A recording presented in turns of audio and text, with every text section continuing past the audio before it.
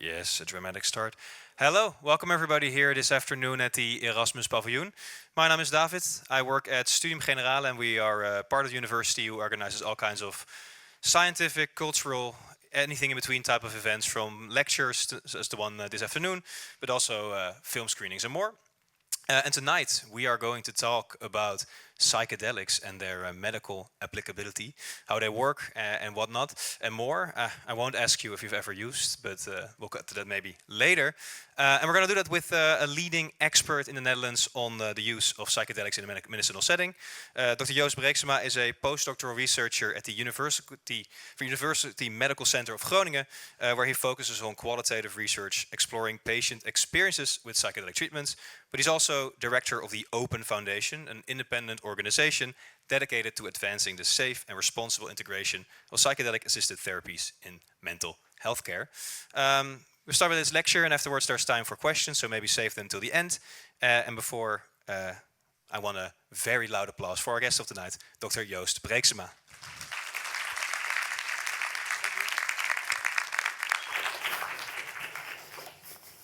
Good afternoon. It's not evening yet, David. No worries. I will be taking you through what we know about psychedelics with a specific focus on their medical applications, but I'll take a broader perspective as well. Before we get into this, I want to tell you a little bit about what I do. So part of what I do is work at the university in Groningen, at the University Medical Center, but I'm also director of the Open Foundation. David already alluded to it. This is an independent, non-profit organization dedicated to advancing scientific research into psychedelics, and increasingly also focused towards steering the therapeutic applications in a responsible way, because I think that's one of the most important challenges that we have in the coming years. One of the things that we do is organize a major conference. I'll show a final slide at the end of my lecture as well. The next one will take place in June of this year, so if you're even more intrigued after this lecture, I can highly recommend considering going to the conference. It's a multidisciplinary event, 3 days full of lectures from all academic angles, which is exactly what I think makes psychedelics so interesting, because it's a broad subject that you can study from almost any scientific angle. So these are a few of the things that we've done. A few years ago, we wrote a report for our national healthcare funder, Zonnewe, on psychedelics. We've organized summer schools, events in the Dutch Parliament, in the European Parliament. We bring together researchers, policymakers, patients, in an attempt to collaboratively advance this field. So that's background. Some more personal background. I already said that I think what fascinates me about psychedelics, or what is inherently fascinating about psychedelics, is the wide variety of angles you can take to study what they do or what they mean. Just to take myself as an example, I did my PhD in the Department of Psychiatry and Medicine, but I am very interested in studying mystical or religious experiences. My background is in philosophy. I use social scientific methods, medical anthropological methods, and I am very interested in understanding what we can learn about psychological processes. So I think interdisciplinarity in the case of psychedelics is crucial. It's really important. And I try to emphasize that as much as possible. So before we go into this, just a very brief section on what psychedelics actually are, which is not as easy to define as you might think. So the most well-known psychedelics, the psychedelics that people will most often think of are some of these compounds, the prototypical psychedelic LSD, but there are many other naturally occurring psychedelics. LSD is actually a semi-natural psychedelic. It's derived from a fungus that grows on ergot, a type of grain, on rye actually. But 5-methoxy-DMT, for example, occurs in toads. Mescaline occurs in different kinds of cactuses in North, Central, and South America. DMT is found in many different plants actually, and psilocybin obviously in mushrooms, as you may know. What these compounds have in common is that their central action is derived from serotonin 2A agonism. This big molecule in the middle right here is serotonin, And if you look closely at the different molecules, you can see that there's a basic structure of serotonin 5-HT that repeats. Mescaline is maybe a bit of an exception, but DMT very closely resembles serotonin, and we know by doing studies where the serotonin 2A receptor is blocked that there is no psychedelic action. So exactly how this works downstream, we still don't know exactly, but we do know that a lot of the action is derived through 2A agonism. And these are what we call serotonergic or classical psychedelics. There are other compounds that we can also call psychedelics, or we can disagree about whether they are psychedelics or not, but they resemble the effects of classical psychedelics. So there is a significant overlap in the kinds of experiences that people report when taking these compounds. So a few examples are salvia divinorum, which has a salvinorin A, which is a very complex compound. Cannabis, for those of you who have experienced an overdose of oral cannabis accidentally, they may have had a quite psychedelic experience. Ketamine, which is used quite a bit, also in therapeutic settings, can be considered psychedelic. People will disagree with me on that one.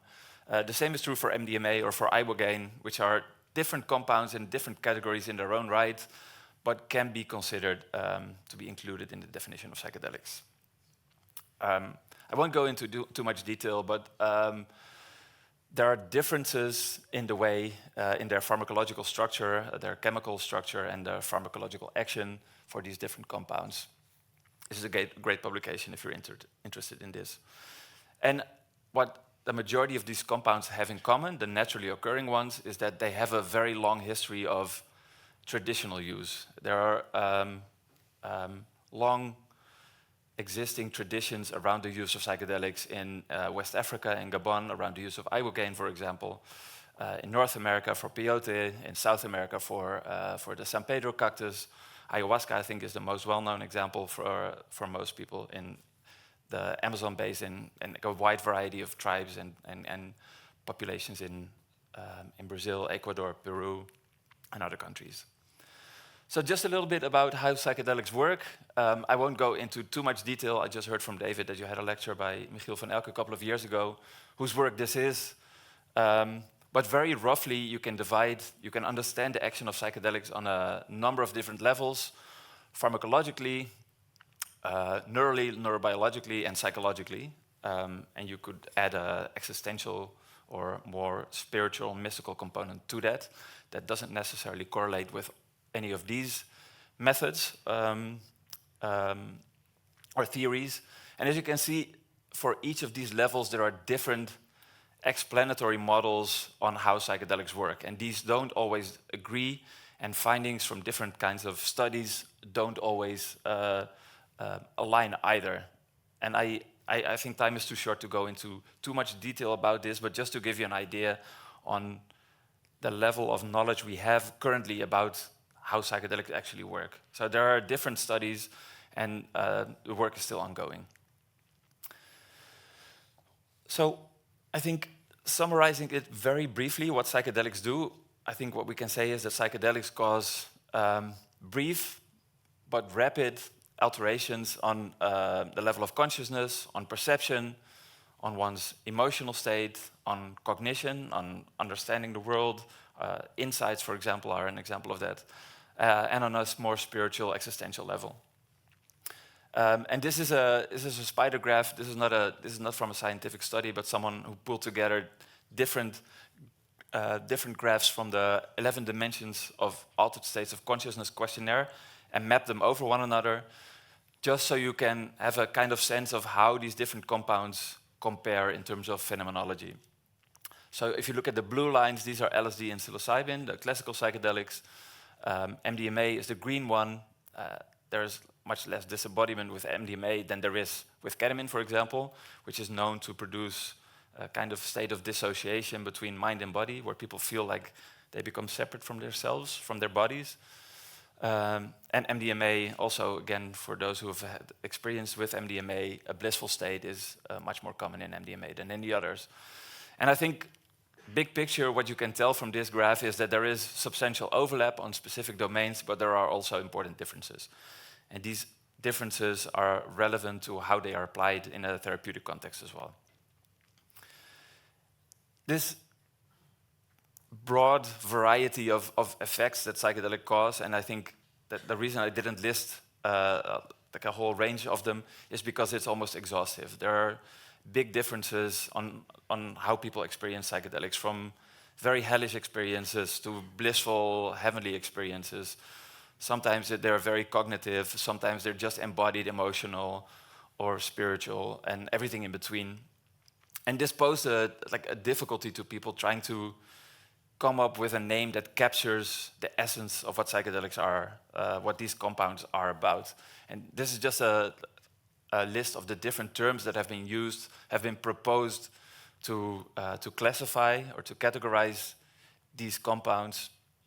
But there are other ones as well. There are new ones. Empathogen and entectogen, meaning to touch within, are more used to refer to MDMA-like substances.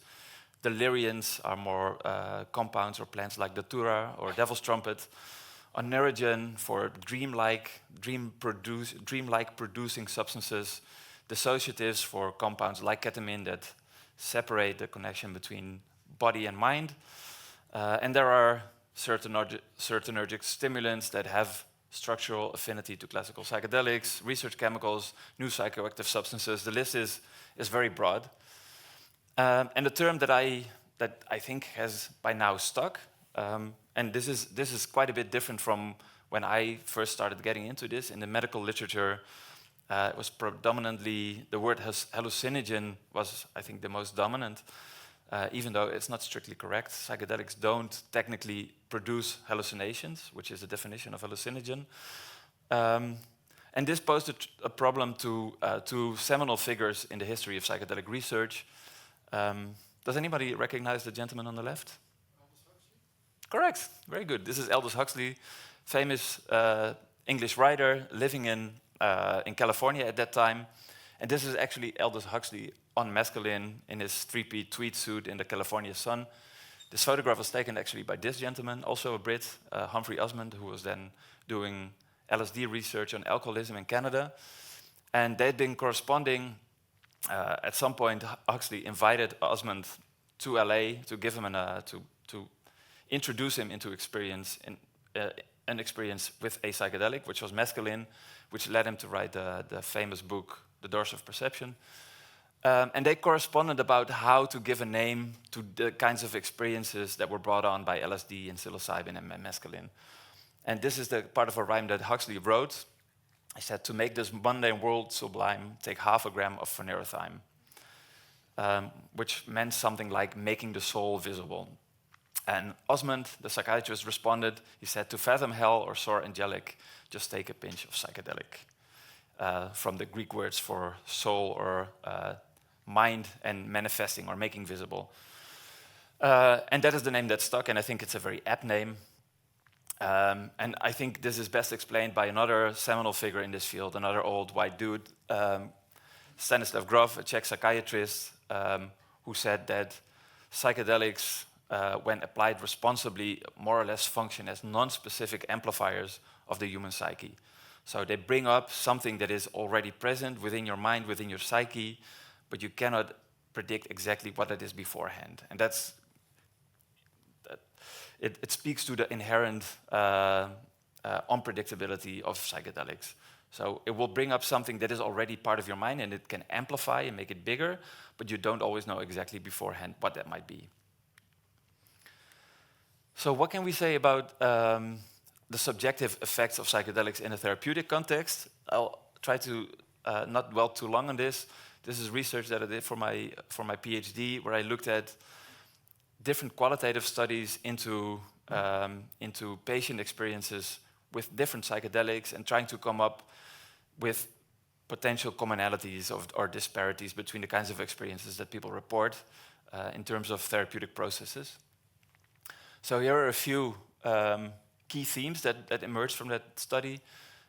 People often report insights, for example, into their own disorder, into the causes of their disorder, their own behaviors. They often report an altered perspective on their self, on their sense of self. also often reported is an increased sense of connection, either to themselves or to others, or to the larger world around them, to their communities, or to something larger to than themselves, which touches on the transcendental experiences, where people report things like merging with God or being one with the universe, as well as an expanded emotional spectrum. So basically, people are capable of feeling emotions more, or new emotions, or have access to emotions that they've not felt before, not felt in a long time, which can be very cathartic for people suffering from mental disorders. I'll give you a few examples on insights. For example, this is a woman who had taken ayahuasca to treat an eating disorder. She said, "I remember a ceremony where I saw that in that moment, eating, throwing up, restricting, they were actually coping strategies. In that moment, they were the only ways I knew of to deal with the difficulty that I was experiencing, that I had no words for, and that no one was asking about." Another example from a different participant in an ayahuasca treatment for eating disorders, for anorexia. "Ayahuasca helped me to get deeply in touch with myself, so that self-love became the predominant priority over self-criticism, so that self-love became more important and predominant. And that, for me, is the antidote to an eating disorder." And you can see that there's a lot of overlap in these kinds of mechanisms or processes. If this video works, it will, I think, beautifully illustrate a bunch of different mechanisms, but particularly someone who experiences an increased sense of connection and a connection to something larger than herself. So this is someone with a terminal illness, terminal cancer, who was having a lot of difficulty coping with her imminent demise. And I think the video works, but the audio may not.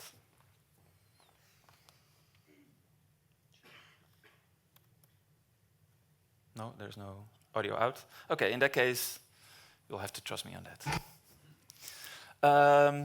And then just as an example for the expanded emotional spectrum, as someone who received psilocybin for depression, who said they experienced excursions into sadness, into loneliness and anger, abandonment.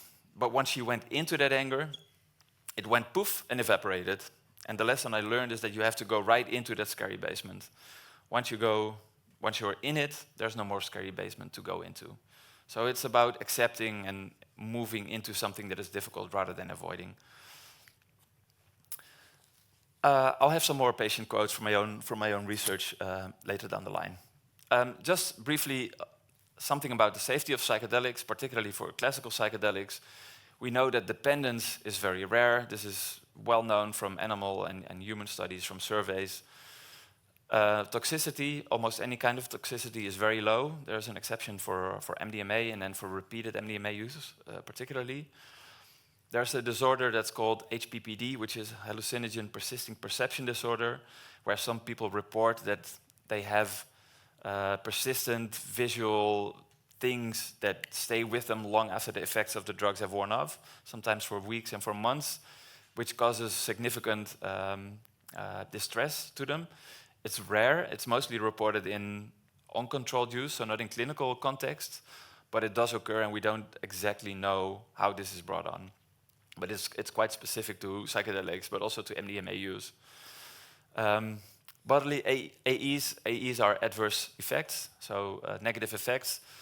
For classical psychedelics, these are quite mild. People report headaches, nausea, hypertension, like mild hypertension.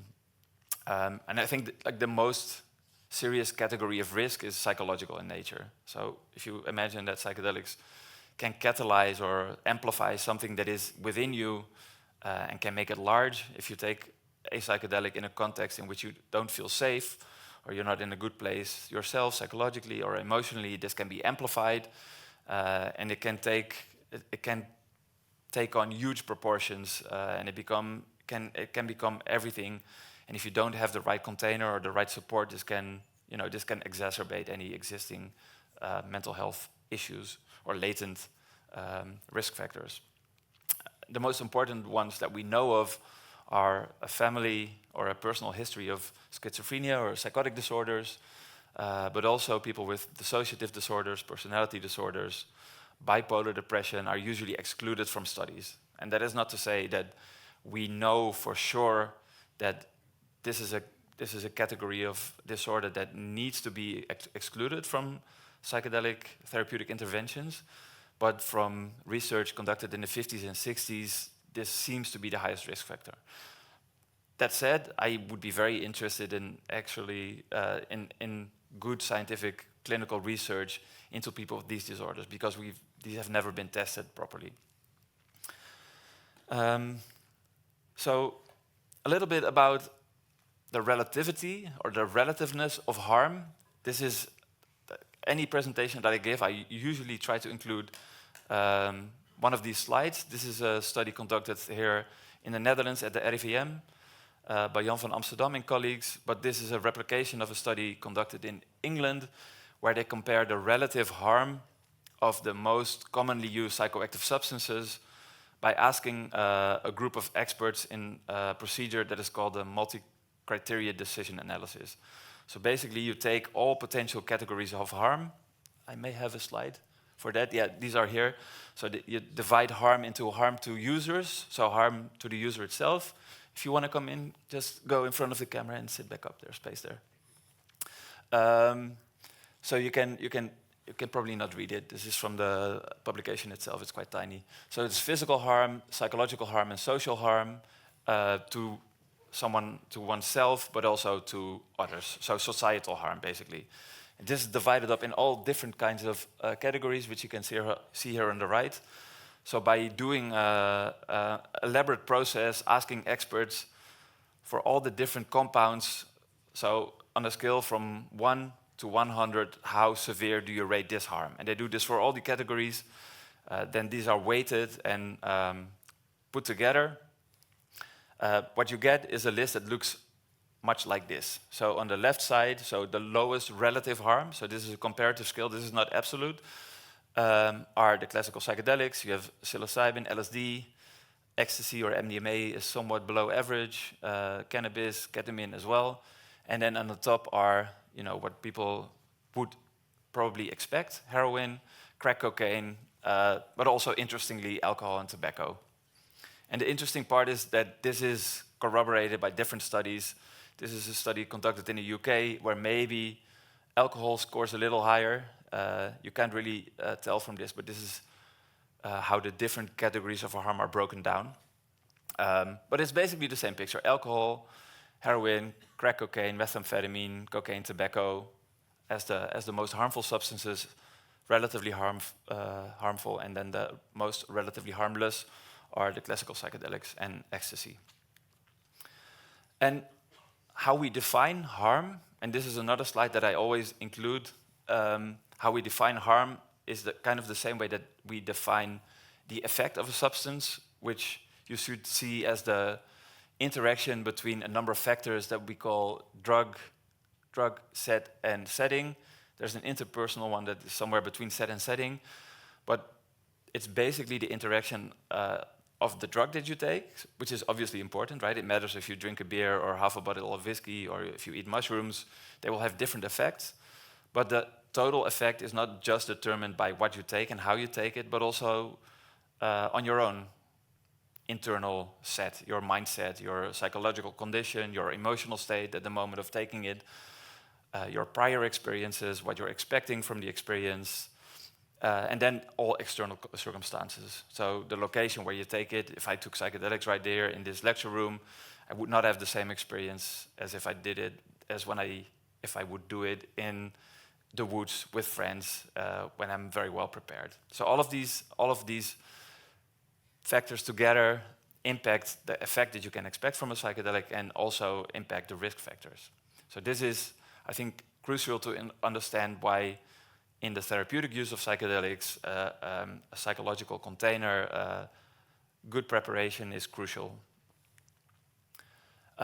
This is just a bunch of population studies where people have looked at the correlation between, in large-scale studies of ever using psychedelics and if it correlates with different parameters of mental distress.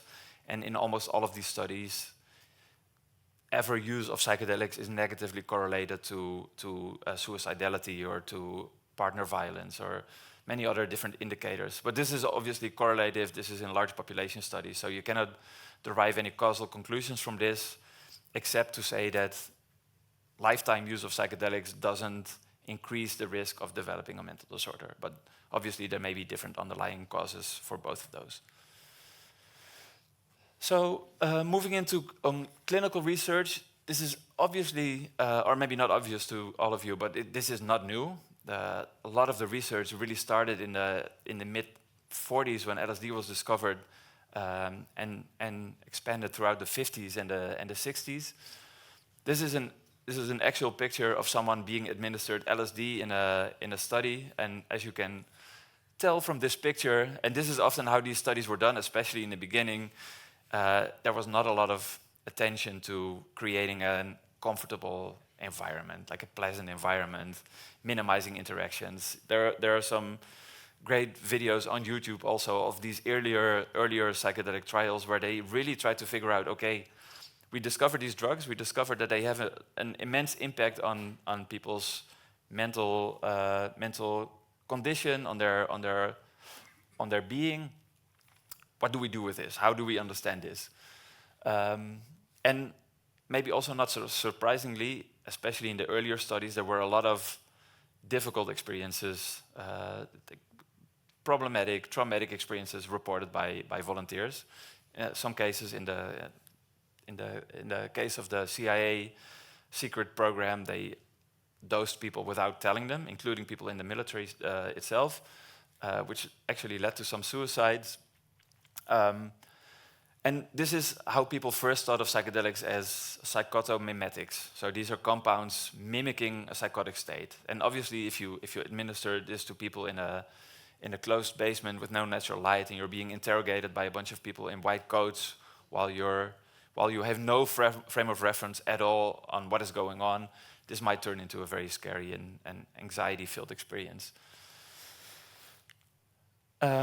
And there was a lot of research in the 50s and 60s, a lot of clinical research into psychedelics as well, and a lot of relatively positive outcomes. This is a graph from a few years ago, looking at the effect on prohibition on scientific publications.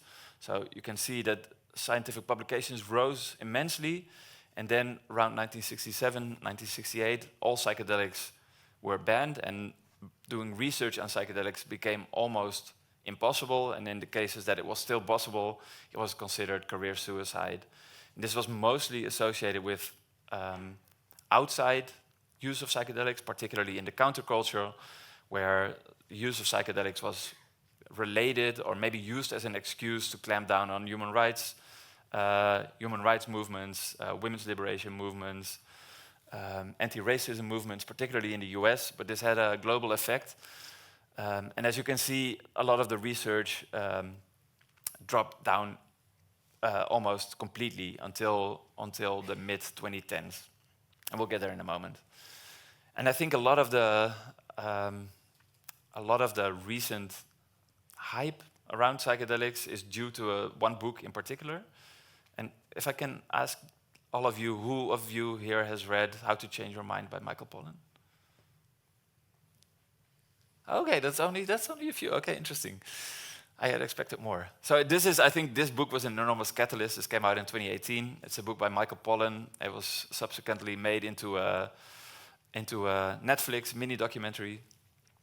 It's a great book, but Michael Pollan is also a great journalist. He's an excellent writer, and he really popularized the whole interest in psychedelics, or catalyzed it, or catapulted it into the I wouldn't say the stratosphere, but like he made it substantially larger.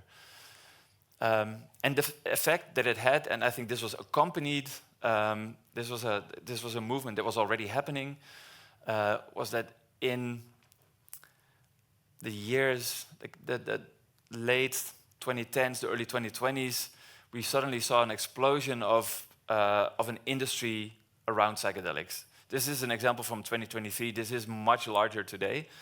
And as someone, I've been involved in this field since 2006 with the Open Foundation. And in our early years, we had to do a lot of work trying to convince individual academics that it was worthwhile to study psychedelics, to take it seriously, scientifically, academically, clinically, that it was interesting and relevant to study psychedelics, which was still kind of frowned upon, and there was still a taboo or a stigma on the subject. And this has changed completely. So this is just an example of companies, private and public companies dedicated to advancing clinical research into psychedelics. But there's a whole industry that evolved around psychedelics, including training organizations. We are, as part of OPEN, we organize a training as of last year, training future psychedelic therapists as well, and I think it is needed. But there's a whole industry that evolved around it, which is, I've kind of gotten used to it now, but the difference between the early days where, you know, this was kind of a stigma, and I knew I could count the people who were seriously interested in psychedelics on my two hands, as to now where it's impossible to keep track of the scientific publications around psychedelics, but also the organizations dedicated to clinical research. And this is a probably unreadable but very interesting graph. I'll show you I'll explain a little bit what this is meant to indicate. So this is a bullseye chart developed by Psychedelic Alpha, who's keeping track of all of these developments. This is just to give you some insight into what is happening in the clinical research field. So this tracks the different stages of clinical research from preclinical research. You can see the graph on the left, from preclinical to phase 1, phase 2, phase 3, and phase 4 research. The bullseye here in the middle, that is phase 4. That is when a substance has been approved and it can be used therapeutically. And if we zoom in a little bit, this is the most recent one. This was published last week. And just to show you the center that it looks like now, and just also by way of context, this is the kinds of compounds that are being studied. So this is the pie slice for ketamine, for DMT, for LSD, for MDMA, psilocybin, ibogaine, 5-methoxy-DMT, and all other psychedelic or psychedelic-like compounds that are currently under clinical research. So obviously the large majority is in the preclinical phase, so this is discovery, and a lot of drugs will fail to be useful. And as you know, we get closer to phase 2 and phase 3, there will be fewer and fewer left.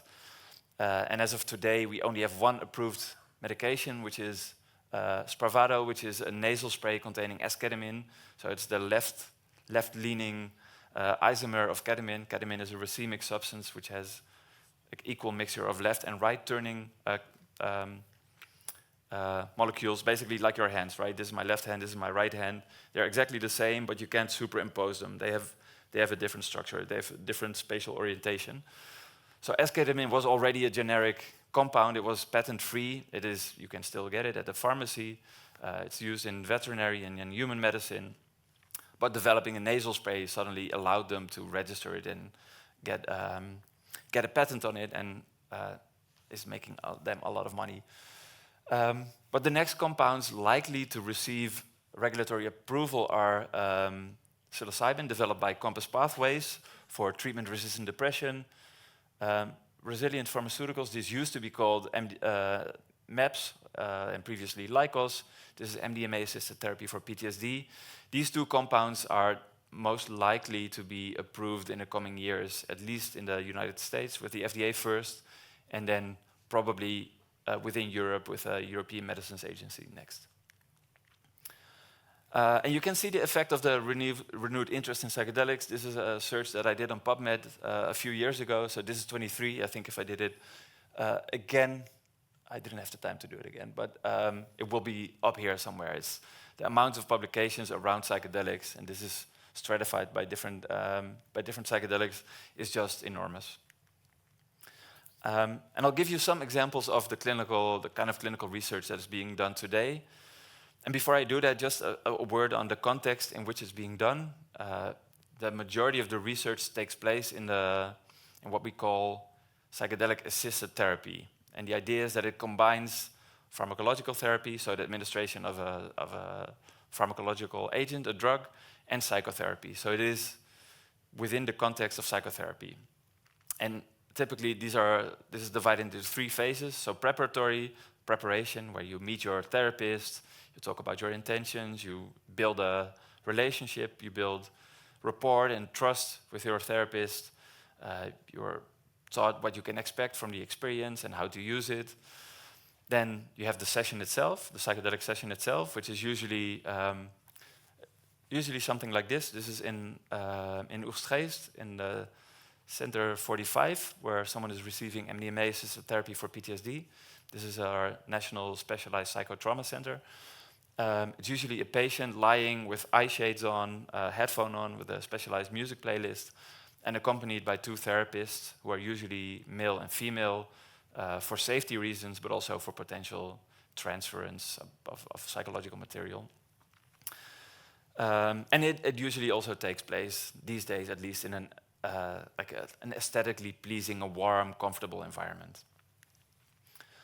And I'll quickly go over some of the results, high level of clinical research, the most important areas at least, because it's so vast that we don't have the time to go over all of it.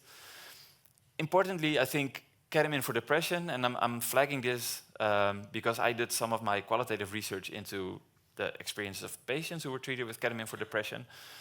And what we know is ketamine, when it was first discovered to be potentially active in treating depressive symptoms, this was in the early 2000s, it had already been used as an anesthetic since the 70s. So there was a long history of ketamine used as an anesthetic. It's used in children, it's used in the elderly, it's used on the battlefield, particularly because it doesn't cause respiratory depression, and it doesn't lower people's blood pressures so much, so it is much safer to use in emergency or in vulnerable populations.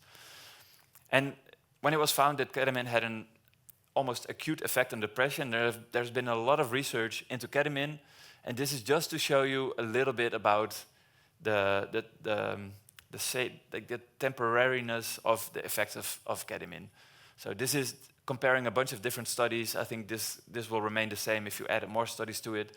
This compares the effective, so the ketamine group to placebo, and you see that there is a strong effect size after 1 day, so 24 hours. Then at 3-4 days, it's still there, but by the time you hit 7 days, so after a week, usually the antidepressant effect has worn off, leading people to need another dose of ketamine, which is obviously also a lucrative business model. And I think it doesn't really fully tap into the therapeutic potential that ketamine also does have. So this is ketamine administered basically in a very biological model. And this was how we did it at our University Center of Psychiatry. When I started there, it's basically, in our case, we use oral ketamine as a drink. So you give ketamine as a drink, tell people to lay down.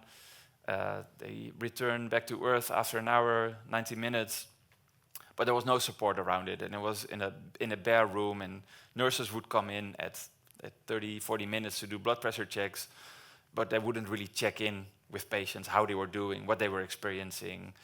And a lot of patients actually reported having difficult, anxious experiences because there was no one there to take care of them. There have been many different studies into psilocybin for depression as well. I won't go into all of them. This is an example of the long-term outcomes of the different studies and the different outcome measures of depression that are used. So you can see these are all different outcome measures for depression. The MADRS is the most used. And there are quite some differences, and these differences can partly be explained by what they're compared to. So if you compare psilocybin for depression against waitlist, so half a group gets nothing, gets on a waitlist, half a group gets psilocybin, obviously it does much better. So this is a much stronger effect than something that is closer to the middle line. So this favors placebo, this favors psilocybin. If you compare it to psychotherapy as a control, so you give half the group psychotherapy and no psychedelic, and you give the other group psilocybin and some psychotherapy, the effects are already a bit less strong. If you use an active dose, this was actually the first study that they didn't have a significant outcome. This compared psilocybin to escitalopram, an antidepressant and SSRI. The results were not significant, and this was such an issue to the authors that they issued a separate article explaining why the results should be interpreted in a different way, even though the scientific publication, which was in the New England Journal of Medicine, which is the most prominent scientific journal in medicine, said it was non-significant. They felt they had to rationalize why it was actually significant, and compared to placebo, it has a moderate effect. And this is the one indication that I am personally a little bit disillusioned by, or I think that the way that we're currently using psychedelics and psilocybin in particular to treat depression is not doing enough for patients. And I think it's because the idea in many of these studies, and that is also partly because they are sponsored by pharmaceutical industries, so a lot of the innovation is driven by venture capital-driven biotech startups, which need to see a return on investment, and they can only do that if it's a cost-effective intervention. That means is that they try to cut down on the psychological support around it, and they try to see if they can have an outcome on depression after a single administration of psilocybin. But if you've been depressed for 10, 15, 20 years, the idea that any single intervention can have an effect that will change your life altogether, especially when all of these life domains have also been affected, your relationship, your ability to work, your identity, they're all impacted by depression or by any mental disorder, that I think it's not realistic to expect that such an intervention can have a meaning result for the majority of patients, at least.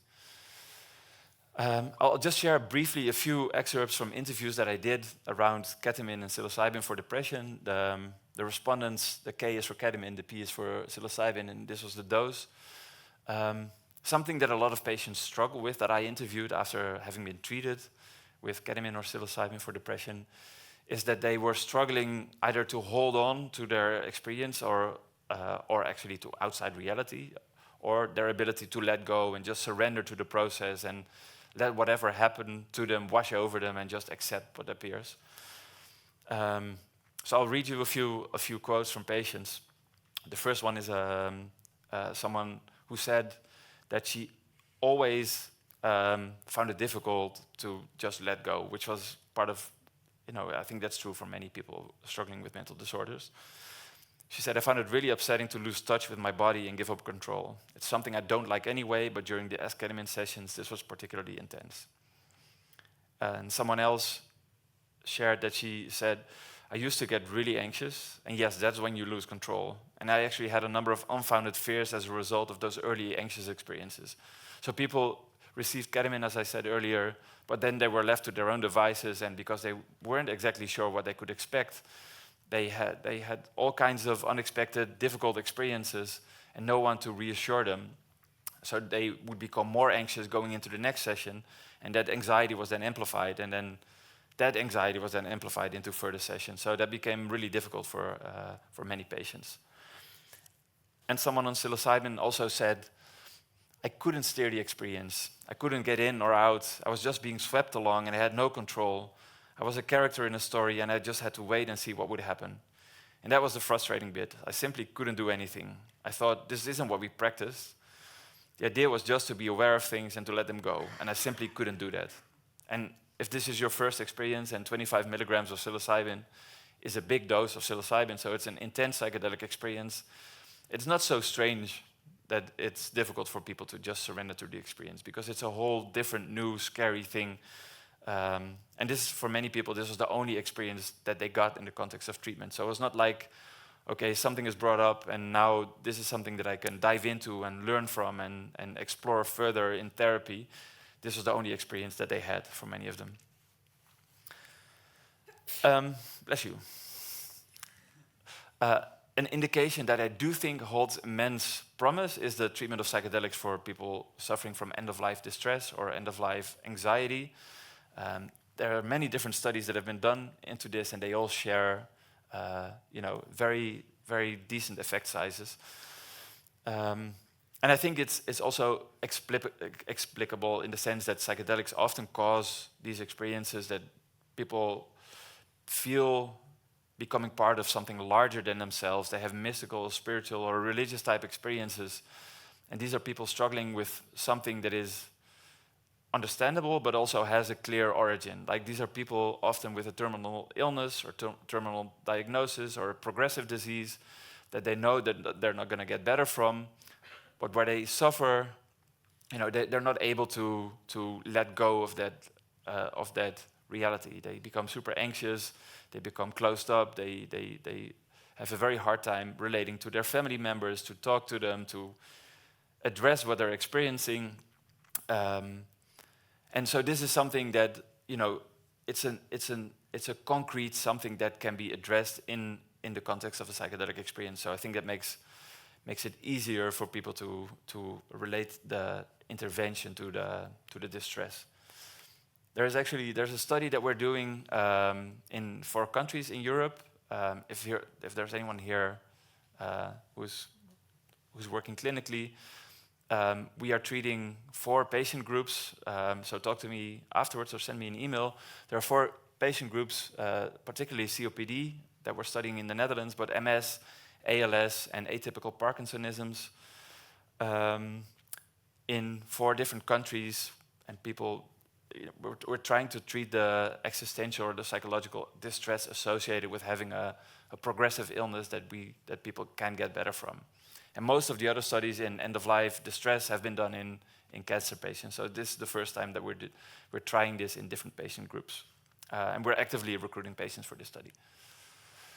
Then finally, there's MDMA-assisted therapy for post-traumatic stress disorder. And I think quite similar to end-of-life distress, this is often treating a concrete traumatic experience. So this is also the idea in MDMA-assisted therapy, where people have to indicate an index trauma, so a concrete traumatic experience that made it very difficult for them to process in therapy.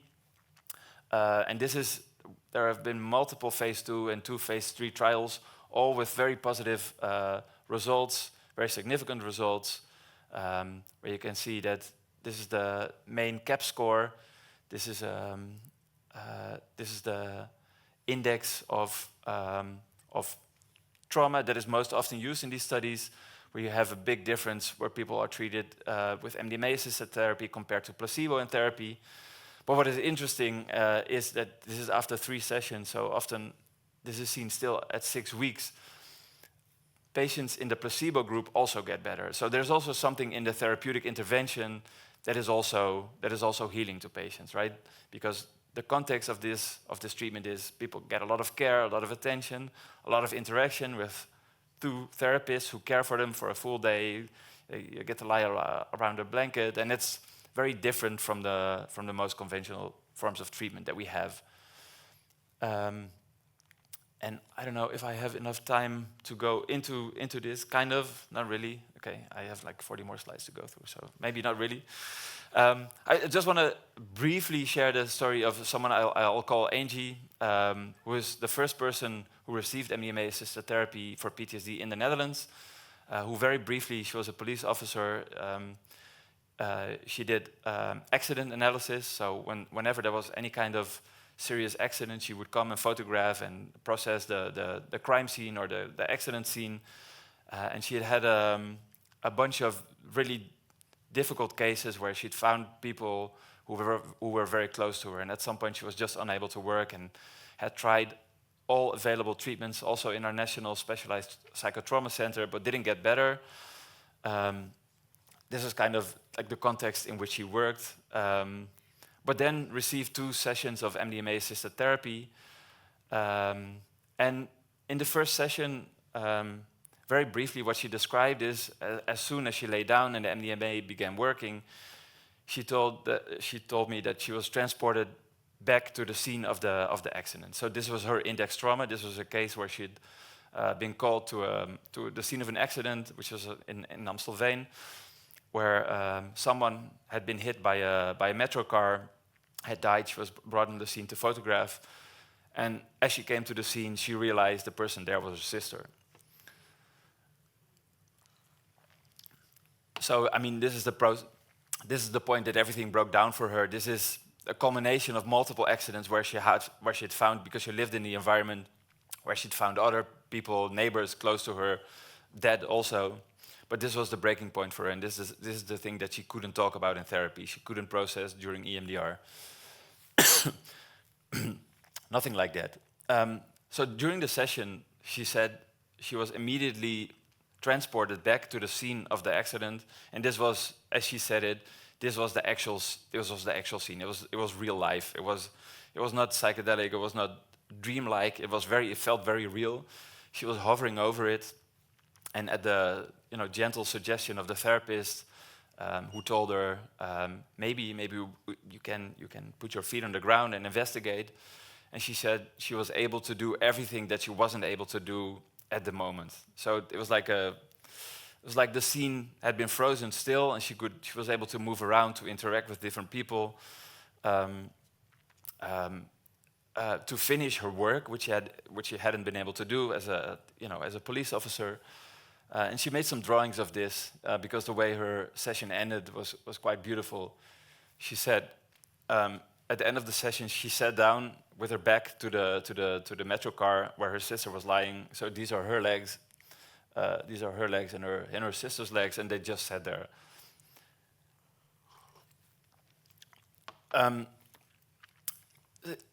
They just sat there together, and she said her sister was not as she remembered her, but as she actually was, just mangled and very much dead. But she said this was enough for her to process and to say goodbye. So it was an opportunity for her to process this experience, this traumatic experience, and be okay with it afterwards. And I notice always when I talk about it, I get my voice cracks up a little bit because it still touches me, and I think there's a power in sharing these patient experiences that brings across the potential impact of these treatments that like sharing stats like this just doesn't do. Okay, I think I don't have time enough. 5 minutes? I can very briefly go over this. I'll go back into dry material again. Sorry for the abrupt change of scenery. Just to explain how psychedelics are regulated legally, the majority of psychedelic compounds are found on list 1. And I notice I mixed parts of my presentation around. I'm noticing this is a very abrupt jump. The majority of psychedelics are listed in our Opium Act on list 1. The exception is mushrooms, maybe nitrous oxide, if you consider that a psychedelic. They are on list 2 of our Opium Act. The big exception is psilocybin, which is in the Netherlands. This is a very Dutch thing. These are regulated according to 3 different acts. Psilocybin and psilocin, the molecules fall under list 1 of our Opium Act. As of 2008, the mushrooms themselves, they were banned by the Balkenende government, by Ab Klink, who was then our Minister of Healthcare. They were banned and are now in list 2. But truffles, which are part of the same organism, they have the same active ingredients, which are these 2, are completely unregulated. So by default, they fall under the Commodities Act or the Warewet. So if you ever wondered why you're able to buy truffles in smart shops in the Netherlands, which are completely legal, and there are not even age checks in all the smart shops, that is why. Something else that I think is worth noting, and given the audience, this may not be as obvious as someone who's in the middle of this field. This is what is called the Gardner hype cycle, which addresses the enthusiasm about technological innovation, and I think it applies to psychedelics as well, where there's a new intervention discovered. The enthusiasm and the hype is enormous, so there's a peak of inflated expectations, which I think is kind of still the case with psychedelics, even though for some people in the middle of it, I think we are getting to this this low point, this trough of disillusionment, particularly for psilocybin for depression. And then we get into a period where people become more realistic about the expectations about what the actual promise or potential of psychedelics really is, and then we get this to a plateau where we're able to actually implement things. And I think this is very much the case for psychedelics. I skip over this very quickly just to illustrate what the hype does, and I think this is the case for anyone who works in psychedelics who works with psychedelics in a clinical context. We receive a lot of emails from people who are suffering from something that they cannot get relief from with conventional treatments, and they've heard about psychedelics, they've watched a documentary, they've read an article in a newspaper or a scientific journal, or the neighbors told them about it, and the way that psychedelics or psychedelic treatments are spoken of is usually very enthusiastic and very glowing. There are a lot of high expectations and a lot of hope, and especially for people who find themselves full of despair otherwise. So they're looking for treatments, and the options are very limited. In the Netherlands, currently, it can only be done in the context of clinical research. I'll try to wrap up. And none of the psychedelics, like the actual psychedelics, have been improved yet. So there is a risk, and this is particularly the case also here in the Netherlands, that people who are desperate look for betterment elsewhere. And there's a wide variety of non-medical use contexts in the Netherlands. If you go to, this is a website that lists all kinds of retreats, including psychedelic ones. I filled in the Netherlands here. The location is the Netherlands. You get 218 different retreats, and I know for a fact that not all of the psilocybin truffle offering retreats are in here. So there's a lot of choice, and this is just for psilocybin truffles. There are private guides, there are retreat organizations, there are kind of full wellness experience for personal growth or for spirituality. So this is the kind of retreats that you can find. There are ayahuasca churches in the Netherlands. This is Santo Daime, which is an approved, recognized church. But there are ayahuasca ceremonies, shamanic ceremonies as well. This is the one that I find the most problematic. This is a subset of facilitators who target people who are looking for therapy. And therapy involving psychedelics is not approved, it's not legal, and I think it's particularly problematic if it's offered by people who are not therapists themselves or don't have therapeutic training, but do target people who are desperate and who are looking for something and who are the most vulnerable populations. And I think this is an example of this. As you can see from the scientific research, the results are not all promising. There's a lot of nuance there, and I think a lot of the promise of psychedelics actually comes from the assisted therapy part, so from the psychotherapeutic container in which it's offered, and not an effect of the drug itself, and then suggesting that it can be used for depression or addiction or for social anxiety or for PTSD or trauma is very, very misleading and potentially dangerous. Then there's self-medication of psychedelics. As of the past few years in the Netherlands, we also have ketamine-assisted psychotherapy, so not just ketamine as a biological pharmaceutical, but in the context of assisted psychotherapy. These are all real billboards in the US. So this is kind of the scary scenario where you could get into with ketamine. These are real pictures of ketamine kind of wellness spas where you pay thousands of dollars for a ketamine infusion, IV infusion in these kinds of environments. And then I will try to skip this just to say that also in the Netherlands there are a lot of developments to try and regulate this professionally. There's a report by the State Committee on MDMA 2 years ago which proposed making a compassionate use program for MDMA for PTSD because of the promise and because of the huge unmet need with people who suffer from PTSD. and also on a European level.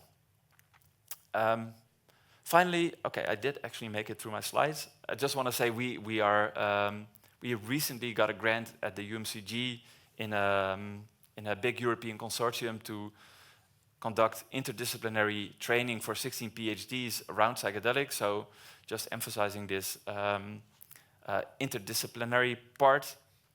And I think in order to advance this field as a whole, we really need all of these partners. So what we've done since the start is just try to connect all the different kinds of stakeholders from patients and their loved ones to government agencies, to the health inspection, to pharmaceutical companies, to clinical organizations, to training organizations, insurance company, health technology assessors. So it is very complex to get this across the finish line, and then also to make sure that it is done in a responsible and safe and patient-centered way.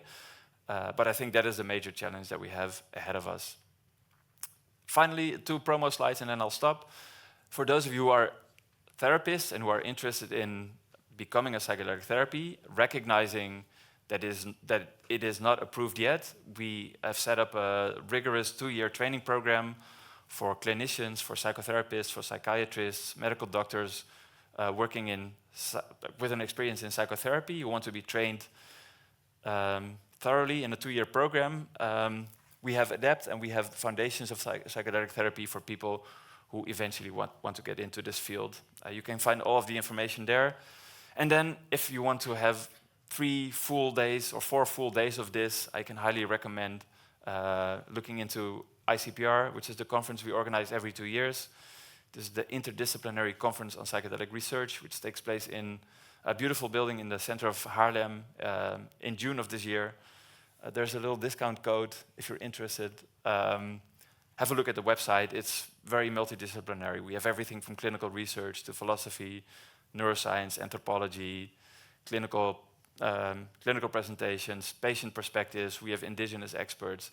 So the whole, the wide variety of psychedelics is addressed. And then I'll stop and give the floor back to David, and then I'll be ready for your questions. Thank you very much.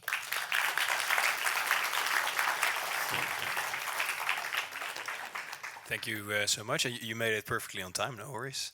I can imagine there's questions, so if you have a question, raise your hand, and my colleague Lenya will come to you with the microphone, and maybe we can have some light in the audience, if possible. Looking upstairs. Yes, there's light. Any questions? Raise your hands. I see one all the way at the top, Lenya. And we'll start there and move all backwards.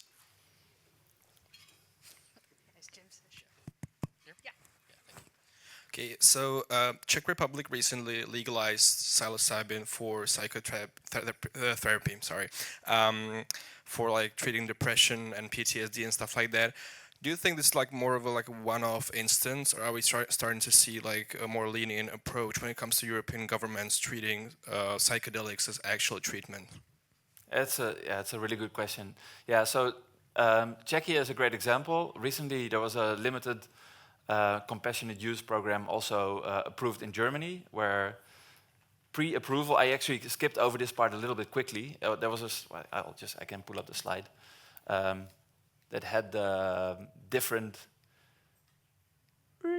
pre-approval access programs that are currently existing. Is the Czech Republic not on there? That is weird. So I made this before then. So the Czech Republic is one. There's a approved program in Norway. Switzerland has a long-running program that allows individual psychiatrists or physicians to prescribe LSD, MDMA, or psilocybin.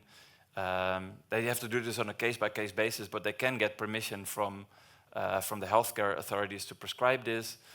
I do think that there's an increasing recognition that there are many patients suffering from all kinds of mental disorders who just don't get better. So it varies a little bit per mental disorder, but it's anywhere between 25 and 40% of people who become, and it's a terrible term that I don't like, treatment resistant. So they'll have tried the majority of the existing conventional treatments, but just don't get better. There's a lot of a promise for psychedelics, but for some people it might be too late, right? Especially in the Netherlands, it's possible to apply for euthanasia, for insufferable or intractable suffering. So for some people, you could very well make the case that, you know, if all of the other interventions don't work and that there is a risk that people are willing to take themselves and the therapist is willing to take, then why not try a psychedelic treatment pending formal approval? So I am somewhat more optimistic that there is a trend also in Europe to explore these kinds of pre-approval access programs, and they will always be limited, and they will all most likely stop when the actual compound has been approved. This is definitely the case in Germany. So if psilocybin does become approved, the compassionate use program will disappear, but then it will be part of the regular offering of mental health care treatments. I see another question completely at the top. Where you're standing, Leah. Hi. My question is, I might be a little bit behind on the process of where PAT stands in the Netherlands at the moment. Can you hear me okay? Yeah, I can hear you fine, yeah. All right, great. So about a year and a half ago, it seemed that the Netherlands was waiting on the US FDA to approve psychedelic-assisted therapy. And when that did not happen, then the GGD, I believe, or the Minister of Health, whoever governs that part, said that they would not be waiting for the US to approve it. They would be doing an organic study using about 500 participants. I was just wondering if that ever happened or where that stands at the moment. Yeah, that's a great question. Yeah, so PAT, for those who don't know, it's the abbreviation for psychedelic-assisted therapy. So what happened is that in the US, there had been 2 phase 3 trials on MDMA-assisted therapy for PTSD, both of whom were proven to be very safe and efficacious, but they were not approved by the FDA, and that's because there were a lot of questions around data collection, potential incidents. Apparently, the FDA had told the researchers that they needed to collect positive adverse events as well, which is kind of weird, but you know, maybe euphoria or like intense positive feelings, which can be a reason why people might want to misuse or repeatedly use the compound. So that is still pending in the US. And actually, there was a movement in the US. This is maybe a bit going into too much detail, thinking that RFK Jr., who was the Secretary of Health, so the Minister of Health in the US, was very much anti-science, but pro-psychedelics, and that he might approve it despite the initial rejection by the FDA. But it hasn't happened so far, so maybe they will have to do another study before it's approved in the US. And as these things are enormously costly, what the pharmaceutical companies will usually do is do one market first, and if it gets approved there, and they are starting to make money, some money back, then they will move to a different jurisdiction. So it is indeed a bit waiting for the US. What the Minister of Health has done is approve a program that we are currently in the process of applying for, approve a program to study a single psychedelic for a single indication to address what is called market failure. So the inability to bring these potentially life-saving treatments to market. And that is like also to my own frustration going exceedingly slowly. It's done by all kinds of checks and balances. It's the ZonMW, our national healthcare funding research agency, that has set out that program. But if successful, if we get the program, then we'll likely study MDMA-assisted therapy for PTSD, and then potentially, and this is like there's a lot of caveats here, but potentially that means that we might register MDMA-assisted therapy for PTSD independently of what is happening in the US. But there's a lot of open questions there. So that is kind of the status. Yeah. There was a question over here. I see one behind there as well. Yeah, hi, thank you first of all. It's a very interesting lecture. But I was wondering in the beginning, the major kind of psychedelics, they all seem to be still very like organic, and we kind of like stumbled on them once and were like, it's pretty nice, let's keep it this way. But I mean, I'm not part of the opioid community, but I was reading that there's been over 1,000 new opioids in the last 10 years. Are we making any progress in that direction? Are we synthesizing ourselves? Can we specialize them at some point? Do we tweak them a little bit? Where are we going there? Are we just keeping it this way, or? Yeah, no, yeah. So the question is, are we discovering and making and synthesizing new compounds as well? Answer is yes, but it's so. My perspective on this is because psychedelics are so, or the effects are so context dependent and so individual, that I think developing new compounds is less relevant than finding the right therapeutic modality or approach around it. Right? I don't think it matters that much if you use psilocybin or LSD or mescaline or a psilocybin analog or a mescaline analog or another phenethylamine. And there are many. To whom it does matter a lot are the pharmaceutical companies, because there are many different companies developing psilocybin to treat depression.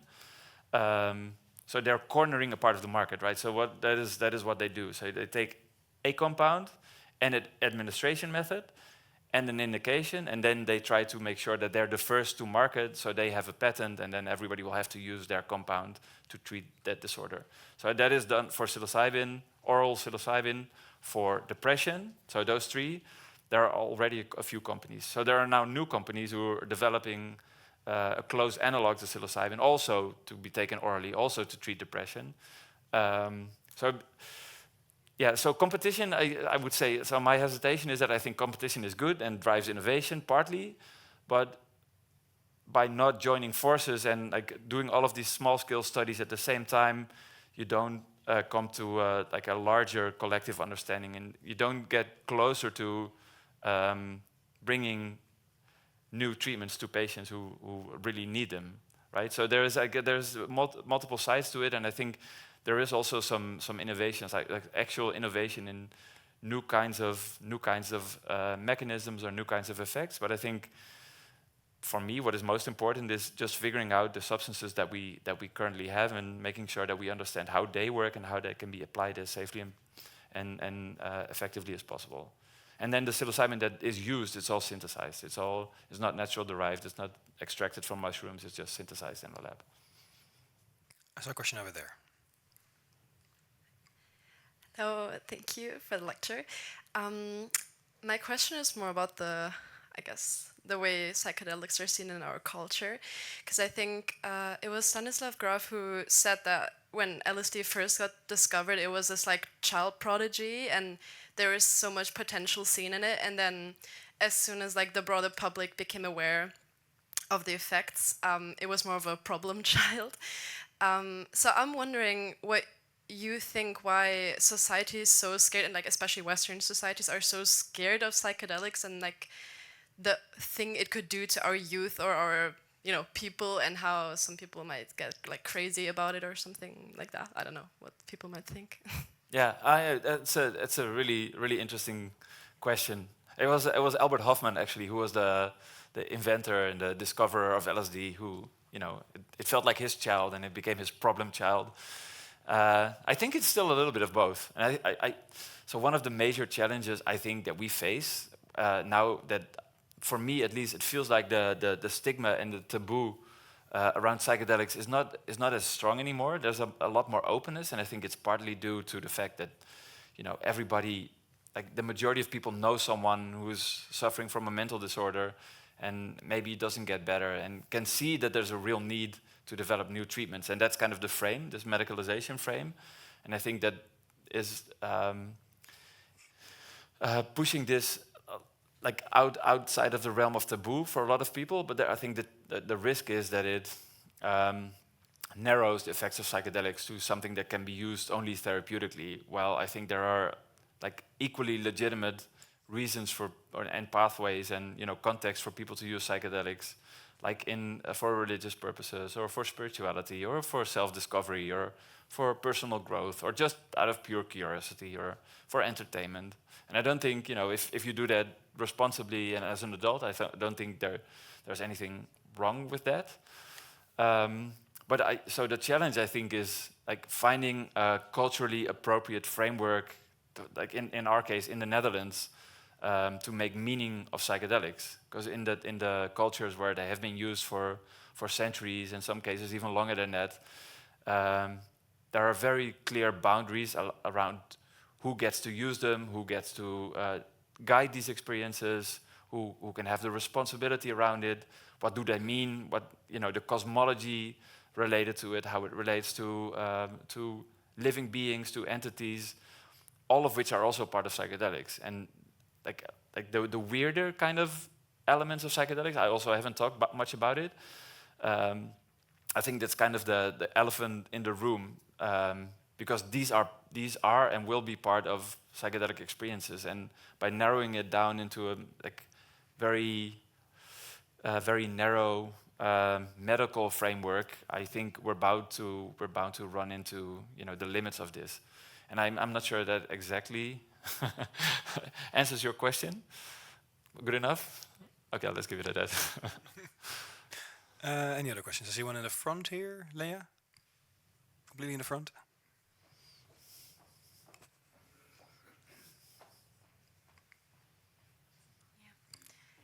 Thank you for the lecture.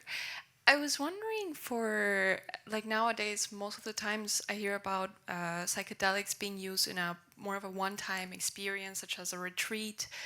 But I was wondering if there's, what is your view on more long-term ways to use psychedelics? Like, is there a possibility of, for example, using it as a replacement for antidepressants, like more microdosing? What is? Yeah, I mean, it's a good question. I'm personally, I don't think that like the one-time use of psychedelics is necessarily the way to go, but I think the repeated use of psychedelics, that's it's another end of the, it's another extreme, so to say. I think it's all about finding an appropriate container in which there is enough time to have the experience, to process the experience, to make sense of it, to make meaning out of it, and to have enough time to integrate the experience into your daily life, rather than something concrete about how frequent it needs to be, or in what dose, or how often. In the context of clinical research, most of the studies looking into repeated low use doses of psychedelics have found no significant results. So the majority of studies show that microdosing is not distinguishable from placebo. So I don't think there is a lot of promise there, and I'm not too sad about that either, because I think then psychedelics would just become a new kind of regularly prescribed psychopharmaceutical, and you would lose the whole the magic and the potential that psychedelics also have. There was a question at the top, I believe. Thank you for the lecture again. My question would be, what do you think it's the future of psychedelics? Because you said that some of the psychedelics are still in process of being regulated. Some of them are already regulated. But do you think that at some point those processes would just stop, or will they come further, and why? I find it really unpredictable, like psychedelics. I mean, the fact that we have this entire ecosystem around clinical research and this whole industry around psychedelics is something that I would not have predicted 5 years ago.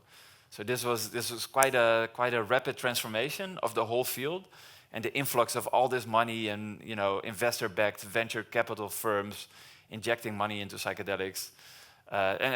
Funnily enough, it's also kind of a lot of the big VC firms investing in this, they didn't see immediate results, and they've moved on to AI kind of implications for mental health. So it's kind of fragile and finicky as well. I honestly don't know. I'm hesitant to make a prediction. But the only thing I'll say is that we try our best to, and that's why we set up a training program for therapists as well, to take an example for something that is not approved. So for anyone doing the training, the people that are in training now, they have no guarantee that they will be able to practice this. I think it's very likely that they will be, but we don't make any promises around this. But I think our obligation right now is to help put the infrastructures into place that one day do become approved, that we're also ready to implement this within the healthcare systems and within our broader society. So where it will go, I mean, it's anyone's guess. I think people making predictions about the future are, they're more often wrong than not. I think we have time for one final question. Yes, I think you raised your hand before.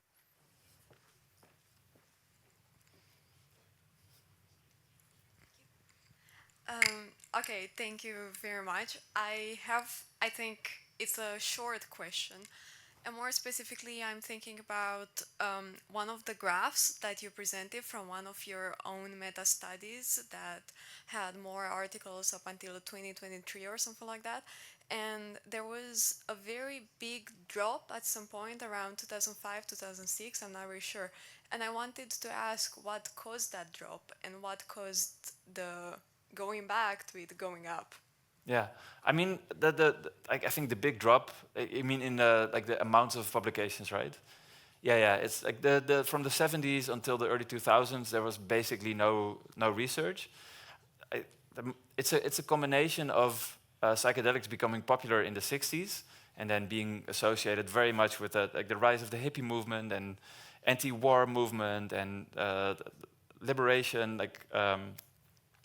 a lot of these countercultural movements. And there was an interview with the former chief of staff of Nixon that was found a few years ago, where he explicitly said, so we couldn't go after black people, we couldn't go after the human rights movements, we couldn't go after the yippies, but we could prohibit the drugs that they were using, that they were associated with using. So what happened is that they banned the drugs, and it's part of the explanation, right? Because as psychedelics became popular, there was a lot of widespread use outside of the controlled medical environment. You can all remember the Woodstock images. There were a lot of casualties related to the uncontrolled psychedelic use. So it's kind of an immature, wild, creative movement where people just experimented, and not everybody was an adult. Not everybody was well prepared. Not everybody had the right support. So that was also part of it. And there was this was also towards the end of the 60s, so it was kind of the disillusionment of the 60s. And when psychedelics were banned legally, technically it would have still been possible to do scientific and clinical research, but it became really difficult, and increasingly, people were disillusioned a little bit with the promise of psychedelics as well, and it ground to a halt. And only in the early 2000s, with a few studies that were done in a much more rigorous fashion than in the 60s, because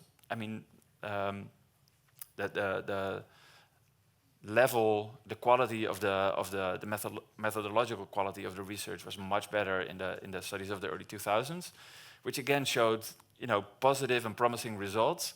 And this is what we realized as well. We could take these studies to individual academics, say, okay, you're prejudiced against it. Read the article, think if you still don't think that it's interesting and relevant. And this kind of slowly snowballed into an effect. So people saw this, they started doing their own studies, so there was more data, there were more studies, and this grew and grew and grew until suddenly, and this is when then, the big money came into it, this exploded in terms of popularity. But it's a really fascinating historical process, how that happened. And I think it's a real, for us, it's always been a real warning, where we try to really always bring nuance and be objective and also be realistic about, the risks and about the promise of psychedelics, which isn't just all positive, and it's not all pie in the sky. And, trying to avoid a backlash like that from happening again, because that can easily happen. That's what happened in 2008 when mushrooms were banned. There was a French girl, 17-year-old French girl, who allegedly had taken mushrooms in the Netherlands, who died in Amsterdam. She fell off a bridge or from close to the Nemo in the center of Amsterdam. And then her parents put a lot of pressure on the Dutch government to forbid mushrooms, and they conducted a risk assessment in the Netherlands, which said, no, there's no real issue with psilocybin mushrooms, with the exception of tourists in Amsterdam. And the mayor of Amsterdam then proposed, okay, what we can do is we instate a 3-day waiting period. So as a tourist, you go to a smart shop, you say, I want to use psychedelics, I want to use mushrooms. Okay, come back in 3 days, and then we'll get them to you. And most people just flew to Amsterdam for a weekend, so you know, it was a practical solution to a minor problem. But you know, there was, again, this is often the case in politics. There's more to gain from prohibiting something. You know, it's a symbolic measure than from not doing anything. So they were, all of a sudden, they were forbidden, and this was caused by one incident that spun out of control. Which is also why I don't want to make so many predictions, because these things do and can happen, can and do happen. Let's hope they work the way they might. We might hope they will work in the future for medical settings. Yeah. That was our time. Before I let you go, thank you all for being here. Hope to see you at one of our next events. And before you go, please give a warm welcome, a warm applause once more to Joost Breeksema. Cheers.